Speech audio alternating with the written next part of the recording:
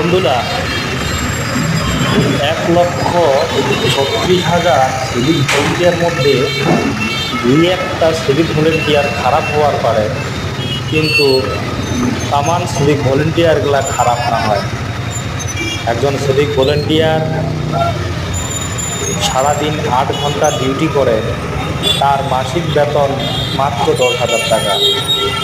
অনেক কষ্ট, অনেক সহ্য করি, কিন্তু মানুষিলার উপকার বা সাহায্যের জন্যই ট্রাফিক নিয়ন্ত্রণ করে। আর ট্রাফিক নিয়ন্ত্রণ করাটা খুব কষ্টের ব্যাপার। রোদ, বৃষ্টি, ঝড়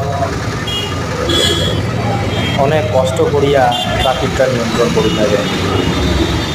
তো একজন সিভিক ভলেন্টিয়ার মাত্র 10,000 টাকার বিনিময়ে 8 ঘন্টা কাজ করে।